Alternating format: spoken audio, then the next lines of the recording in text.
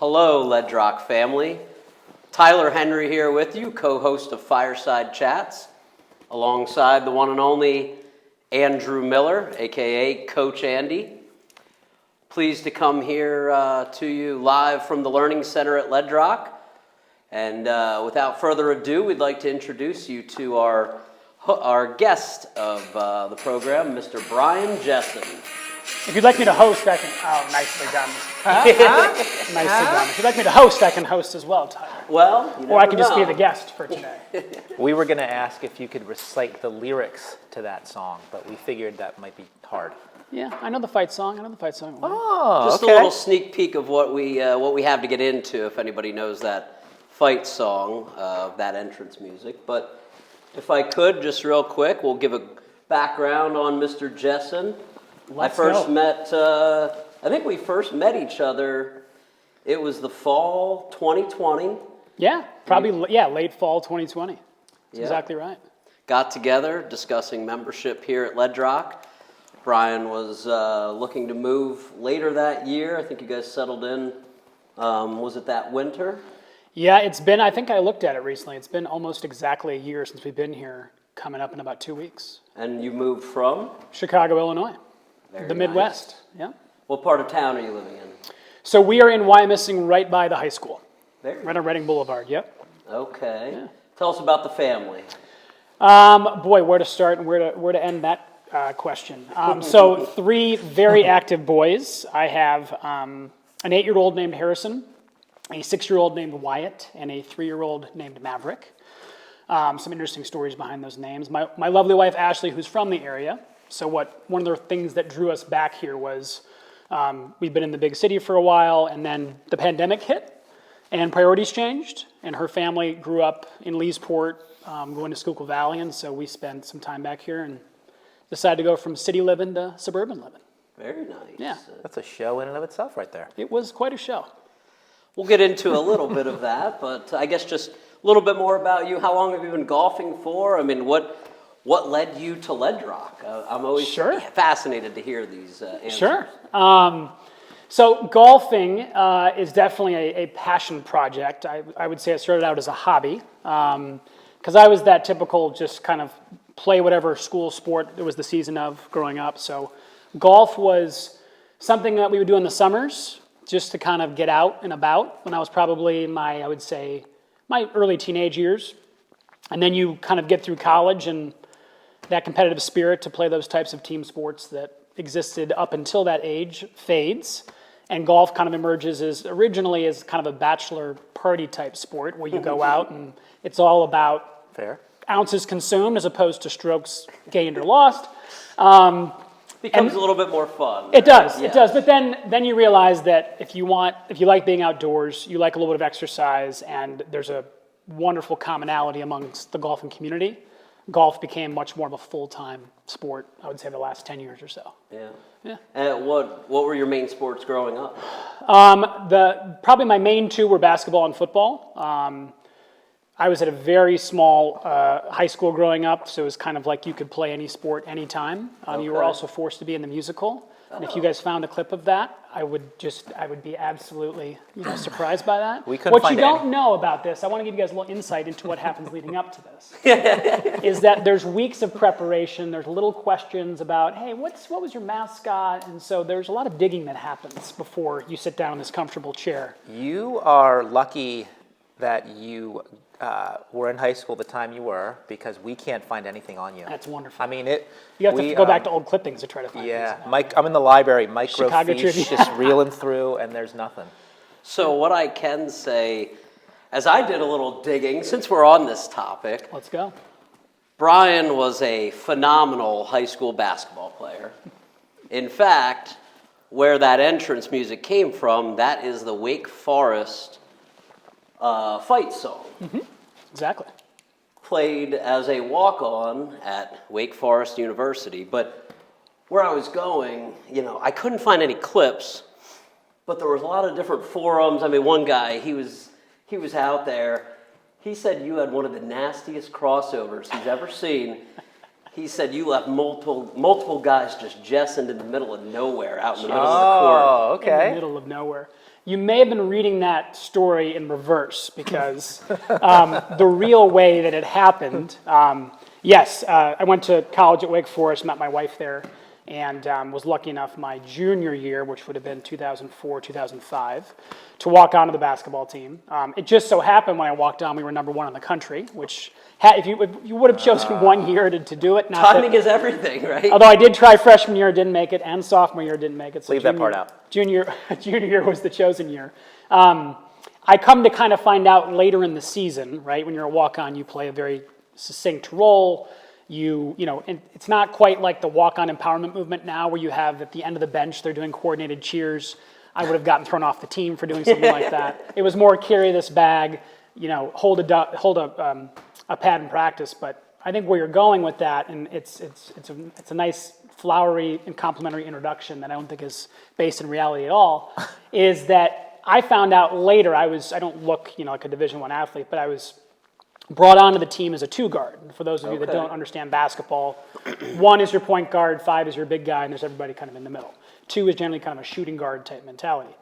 And I kept my mouth shut and did what I was supposed to do, and I later found out, and this is where the crossover theme will come back, that the reason they brought me in was because they wanted someone physical to body up Chris Paul, who was our point guard at the time, and another all-star year. I think he's on his, 13th season, 9 all-stars, something like that. He's been around. I've heard of him. Yeah, I've heard of him. He's one of the guys. He keeps getting better. It seems like He's pretty good, and I will say this: people always ask, just the most wonderful, down-to-earth human being. I mean, you would not have known, based on some of the antics of some of the other players on the team at the time, that he was anything but an ordinary guy. Yeah. And so I found out later that season, not to make a too long of an answer here, that they wanted me to quote unquote body up CP. That was what I was told. You're supposed to body up CP. So what happened was, and I've said this kind of theme to Andy a couple times in some of our lessons, was you think you know a sport, and then you play with someone like that, and you realize it's a different language. And so I had months of kind of leading up where I was crossed over. I was the guy that broke my ankles. There were these one-on-one drills down the court where they would say, Jessen, get on CP, and I would just kind of go, this is just for amusement's sake only. But then you start to realize, when you're that close to someone for that long, you realize the little tendencies they have and the little moves they have. And so I was probably crossed over, and my ankles broken hundreds of times, but there was just once where I actually kind of picked and chose my spot correctly. Yeah. And I kind of, CP was taking it pretty lightly, and he just kind of tried to cross over, and I stole the ball, and of course, in my mind, just beelined it down the court, quick layup, come back, and I'm just kind of staring at him, and I didn't even know that happened. It was an out-of-body experience. I can see myself doing it, and practice kind of stops, and Coach Prosser kind of puts his head back, and Chris looks at me and he goes, "What the hell just happened?" And I said, "I don't know." That was my answer. So that is awesome. So there were crossovers that I was doing probably up until senior year of high school, and then that role was reversed. But it was a wonderfully humbling and amazing experience. Well, story. Thanks for sharing. Mm-hmm. That's fascinating. You bet. Stuff. The highs and lows. What do you think? I think it's time. I'm first. It's time. Lightning round is about to begin. Let's This go. is it. Are you ready? You wanna Just take quick another- answers. Don't think. You want to take another just sip? top of the head. I'm whatever caffeinated. comes out. Let's No, I'm run. saying you're not going to have any time to sip in between Go. questions. Okay. Favorite hole at Ledge Rock? Ooh, 16. 16. Ooh, okay. Favorite hole at Shell's Mini Golf? Ooh, I think it's hole 6. It's the hole that my brother-in-law Blake built for a high school project. Brian is married to a shell. Hey, Okay. Shells. This is a question that Tyler and I agreed on. Do you bring your own putter to play mini golf or use the rubber versions provided? I use the rubber versions provided. I don't assume that because I'm married into that family that I should bring any sort of extra attention or skill level. Fair. And I will tell you the truth. I played against my wife at Shell's probably 10 times. I've lost every single time, and my wife is not a golfer. So there's Okay. something about the genetics. Local knowledge, course Yeah, knowledge. for it's sure. in their DNA. Oh, most definitely. Makes sense. Back to real golf. What is your favorite club? Oh, I would say my sandwich, 56. I've hit it more than any other club. It's comfortable. I don't have any sort of mental blocks. So I'll take my 56. I knew the answer to that question. You just said it yesterday. Yeah, there you go. All right, next question. Favorite child? Not going to answer that question. Depends on the day. That's For one what that has four, you know it depends on the day. Tyler asked me earlier today, and I gave him my honest answer. I will not reveal that on camera, but Yeah. I said, as of this moment, it is. This child. Yeah. What's funny is my brother has two daughters the same ages of my older sons, and he has an answer out of the gates every time. Oh, yeah. And my father's like, you cannot say that. That's terrible. And he goes, that's the honest truth. Presents less problems, and Yeah. We'll let you off the hook. appreciate that. I like it. You tried to trap me there. I dig that. How and where did you meet your wife? Oh, it depends on how much time we have on that one.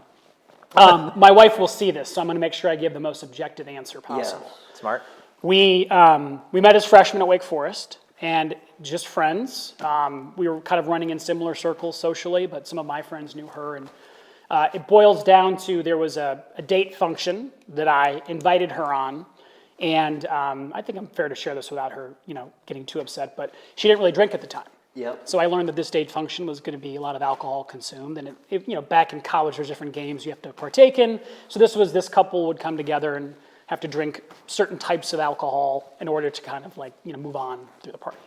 So I just liked her, to be quite honest with you, and I invited her, and then a friend of mine back on AOL Instant Messenger, because that's the timing of the day, right? Said, "Do you know that Ashley doesn't drink?" And I panicked. I panicked because one, it was at a fraternity I was trying to get into. Two, I didn't want to make a complete ASS of myself if I had to drink all of it. Ooh. So this is where, if she was here, sitting right here, her smile would get bigger. I politely uninvited her to that function. And I did so out of self-preservation, but also everyone there was going to be drinking heavily. She was not. So I made a judgment call at age 18. And Smart. It was a really smart move until, I delivered the message to her, and she was like, okay, that's fine. Later I learned, she was like, I cannot believe this jerk invited me and uninvited me. So we had no friendship after that until sophomore year. Sophomore year, we're both living in the kitchen dorm, which is a kind of an upperclassman dorm. And I'm on the third floor balcony, and I'm there early because I'm helping with the fraternity things and rush and all that stuff. And then I see Ashley Shell at the time, rolling her suitcase with her parents behind her right down the courtyard. And I think I was shirtless with a cigar and drinking a Miller Lite at like 10 a.m. I'm pretty sure. Sounds about right. That's a You fair. weren't a frat boy. That's were a you? fair characterization. Yeah, right. And I think I saw her and unabashedly went, Ashley, and I waved to her. And this is 100% true. She said this. I didn't hear it at the time because she was three stories down. She's rolling a suitcase. She turns to her parents and says, "That's the douchebag I was telling you about." Those were her exact words. And she comes up, and then I see her go up to the second floor, and she walks underneath me. And I go, "Oh my God, you're living in the suite right beneath me." And then there's another comment made to her parents about this guy. That was August of 2002, August of 2003. And I got up the nerve to ask her out again in October, and the rest is history. But the amount of kind of negativity around her side of the story and my side of the story, who invites someone, then uninvites somebody, there's two sides of that coin. Bonus question. Bonus question. AIM's screen name. That's always a good one. Mine was BNC Jessen because my brother's name is Chris, and we shared one. So Brian and Chris Jessen. Ashley's was Sled Bob 512 because she went down a bobsled once in Lake Placid and declared it. So she was Sled Bob 512 all through college, which is just a wonderful one. It's kind of like, well, how does this story? Oh, I rode a bobsled once. You're like, okay, and that's it. That's the story. That's the story. All right, next question. Cubs or White Sox? Cubs, just because of geography. I have never been a huge baseball fan. And I grew up on the northwest side. We lived either downtown or on the north side. So just by proximity, there was more availability there. But that's what I just said to some of my friends in Chicago. They would crucify me for that. Oh, I had to ask the question. It's almost like if someone who's really political says, well, where do you lean? You're like, I'm in the middle. They hate that answer. I'm a baseball fan, but if I had to pick one, it'd be the Cubs. I think that's a good pick. Had to be asked, yeah. Yeah. What condiments belong on a hot dog? There's the Chicago answer to this, and if anybody says... We want your answer. Okay. We want yours. So I would say that in my opinion, and I'm going to start off with negatives and don'ts, you don't put ketchup on a hot dog. What did I tell you? That's a very basic fundamental thing. I said we got to Ketchup- ask him the hot dog question Yep. because people from Chicago say no ketchup. Ketchup is something you dip fries in, end of story. There you It go. should not make its way onto any sort of, Knew it. any sort of meat in a casing. On my particular hot dogs, I will do sport peppers, which are kind of like, they're little, they look like little missiles and Yeah. they're spicy. Yeah. I will do celery salt. I will do a pickle. I'll do diced onions. If you guys have ever seen that really green relish, it's very sweet. I don't Yeah. like that, so I take that off. And then depending on if it's going to be a kachar dog or a dog that's cooked in water, either mustard or no mustard. I'd eat that. Yeah. Yeah. Yeah, but like definitely, traditional. no ketchup. Any Chicagoan that says like, oh, just give me ketchup and only on the hot dog, you're kind of going, you're not from here, are you? Yeah. Yeah, not from around these parts. All right, weirdest Berks County expression or phrase? Oh, a while. Everything is a while. My wife says to our kid, and she never said this, right? We've been here now for a year, and all of a sudden it's just coming out of the woodwork. Hey, Harrison, you can do your homework a while. And I would kind of get rigid and go, what, a while for what? Like, that's the concept of time. What does that mean? Yeah. And then I realized, being near with her parents, my in-laws, everything is a while. It's just kind of this filler word. It has no meaning. I choose words carefully. I talk a lot for my work. So. Like reshift. Yeah, reshift or irregardless. I don't, Yep. That's not a word either. So a while is something I've really. Water is a weird one. Water Yeah. and water. Water, yeah, I think that's Creek like a and crick. Philly- There's some things there. Yeah. Roof? Yeah, roof. We won't get into the shift, reshift topic on this episode. Maybe in the future. Okay, I know you've been taking some lessons with Andy. What are you working on currently with your swing? We're kind of working on reshifting how I'm looking at the game of golf and how. Reshifting, you said. Yeah, I did that intentionally. Okay. Reshifting how I'm looking at the game of golf, and also kind of just preparation where I think, to pick up on a theme we talked about last time, a lot of golfers will go out there, I'm sure there's probably some here right now, and they'll just go and hit 100 balls with 3 clubs. And that feels good to the golfer. You don't get any better doing that. So I think it's Smart. changing things in and out, and let me hit 2 with this and 3 with this and do different, kind of gamify it a little bit. So it's really a perspective thing with some swing tweaks for sure as well. I like the drill he did. He was doing a drill yesterday during his warm-ups, 6-iron. I call it the Mr. Snuffleupagus drill. Okay. It's like basically tempo, just like Snuffy's trunk, kind of. That's a good one. He crushed every single game we played Sesame yesterday, Street. Yesterday was a good day. Yeah. Yesterday was a good day. I walked out on top. though. Yeah, every game I kept making him harder, and he kept Mr. winning. Snuffleupagus. I'm going to have to work on that one. Hashtag winning. Okay, next question. How many losses did Wake Forest have in the 04-05 season, and who were they against? Man. We're counting tournament? We're counting all losses. Okay. West Virginia, NCAA, you back to NC State. Heartbreaker, NC huh? State Double regular OT. season. We lost to Florida State once. We lost to Duke once. That's That is 5. correct. Virginia Tech, BC we beat. It was early. Clemson we It was beat. early on. Big Ten team. We lost to Illinois by a lot. Yeah. Ooh. But here's the interesting caveat on that. 91-73 from our record. Interesting caveat on that. At that point, I was a practice player. So I was just, I had no stature on the team that said if they let you kind of practice for a week to make sure you're not a complete bust. So, and I don't mean to take this a different way, but I was at 6 or 7 losses. Is that right? According to our calculations, one. You 2, named 3, 5. You're 4, missing 1. 5, Missing 1? 6. There's 6 total. With I the think he got ACC? it. He got it. Yeah. He did it early Who on. did I miss? Georgia Tech. Oh man, that was a sore one at Georgia Tech. I remember that vividly. Was that Yes. an OT? Was that an OT loss?